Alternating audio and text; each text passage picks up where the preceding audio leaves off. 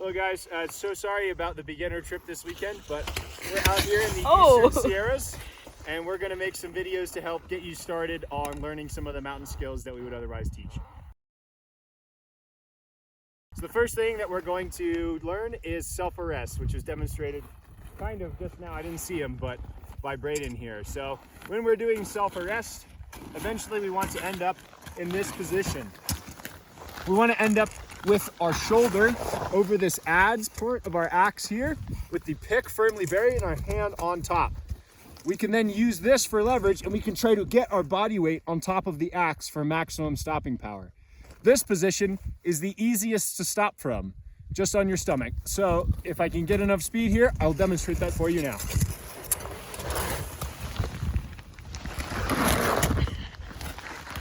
Notice that I kept my feet up the entire time. That's because I have crampons on.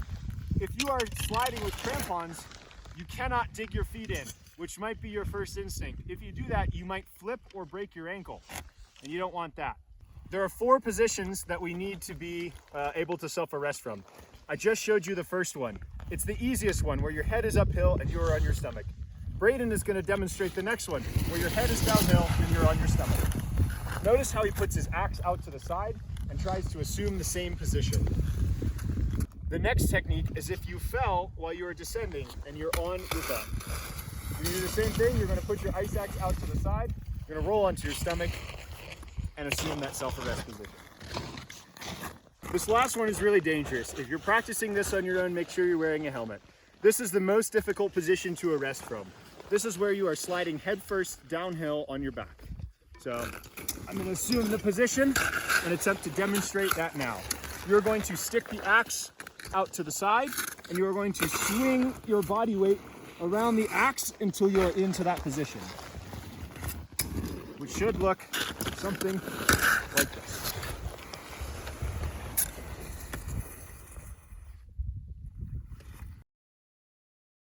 So when we're traveling with crampons, there's a few things to keep in mind. One, your feet now have these 1 to 2 inch spikes on the front. These can easily catch on the snow or catch on your pant legs. And it catches everyone's pant legs. It'll probably happen to you at some point. So walk with your feet farther apart when you have crampons on.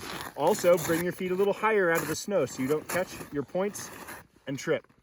As far as the actual techniques for ascending with crampons, we have a few. The most important one for our trips to know is going to be the French technique. It is a technique involving crossing your feet over and engaging as many of these spikes as possible. It looks like this.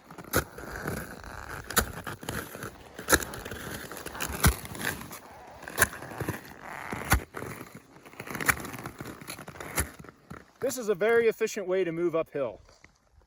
A less efficient way to move uphill that might be necessary in steeper conditions is called the front point. This is maybe more of a couloir or a really firm ice type step. It is where you dig just the front points, and the snow is a little soft to be demonstrating this. You dig just the front points of your crampons into the snow and walk up on them.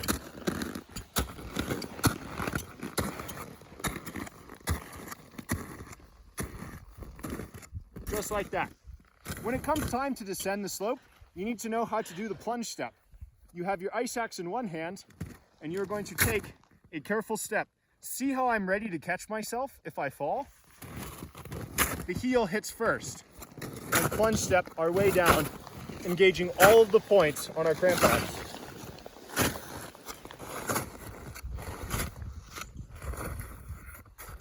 The last one that you might be interested to know is the duck foot. We don't like this position as much, but sometimes it's nice to transition between the French technique and the duck foot for a brief reprieve to keep your mind busy. The duck foot is very simply going up the slope with your toes pointed out, like this. It's not a very efficient way to climb the slope, particularly compared to the French technique. It's worth a little practice, but you should spend a lot more time practicing the French technique.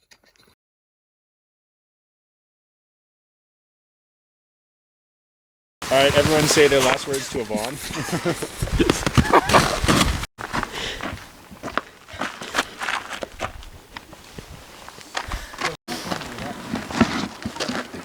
Yes. But you must return to baby. Jake, your new nickname could be Soup, dude. That's sick.